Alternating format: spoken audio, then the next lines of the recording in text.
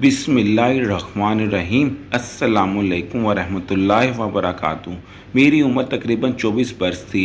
हमारे मोहल्ले में एक गोरकन रहता था। नाम मोहम्मद यूसुफ था। मजबूत जिस्म और बड़ी बड़ी आंखें जिसमें नूर ही नूर भरा हुआ था। ईमान इसके चेहरे से झलकता था। पुरनूर चेहरा इसकी एक ही रूटीन थी। सुबह घर से निकलता और शाम को कब्रिस्तान से वापस आता था।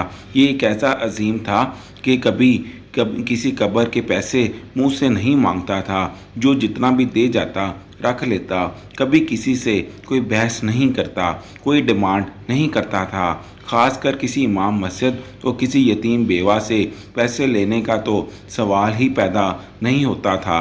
हमेशा रास्ते के एक तरफ होकर चलता था और किसी की तरफ बुरी नज़र से नहीं देखता था। एक दिन मोहल्ले के पढ़े लिखे लड़के इकट्ठे हुए और यूसुफ से कहने लगे कि आपकी सारी ज़िंदगी कब्रिस्तान में गुजरी है, हमें कोई वाक़या सुनाएं। ये सुनकर यूसुफ हुसैन संजीदा हुआ और लंबी सांस ली और कहने लगा, आज मुझे 17 साल हो गए हैं, मैं कब्रें बना रहा हूँ। मेरे साथ एक अजीब वाक़या गुजरा है।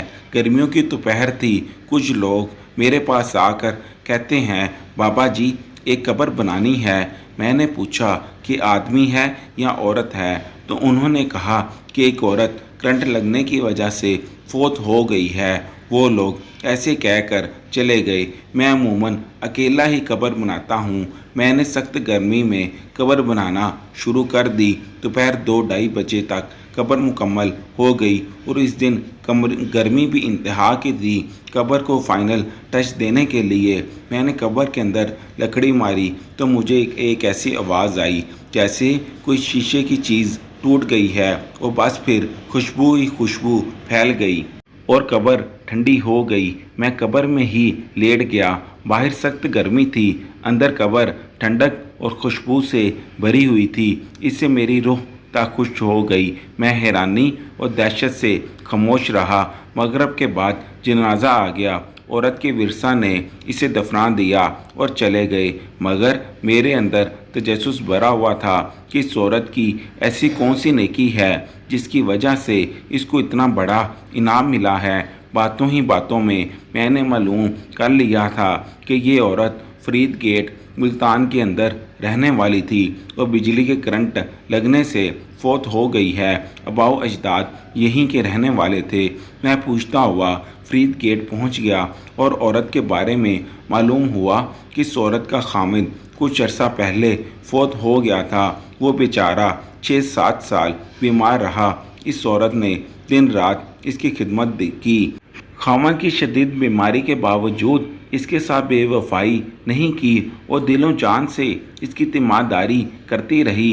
बावजूद गुर्बत के इसको मेहनत मजदूरी करके खाना खिलाती रही और अपने जज्बात को अपने बीमार खामन पर कुर्बान कर दिया। ये गोरगन कहता है कि मुझे मालूम करने पर पता चला कि इसके शोहर के गुर्दे बिल्कुल ख़राब हो चुके थे और कुछ मर्दाना मिसाइल भी जिनका कोई हल ना था, लेकिन इसके बावजूद इसकी बीवी ने कभी किसी को भनक तक लगने नहीं दी और ज़िंदगी हर लम्हे इसके साथ वफा की। हत्ता कि इसके खामन के मुंह से हमेशा इसके लिए दुआ ही निकलती थी और वो हमेशा से ही कहता था, मैं तुझसे राज़ी हूँ जो तूने मेरे लिए किया है। इतना मेरे लिए ना मेरे माँ बाप ने किया, ना ही मेरे बहन भाइयों ने किया।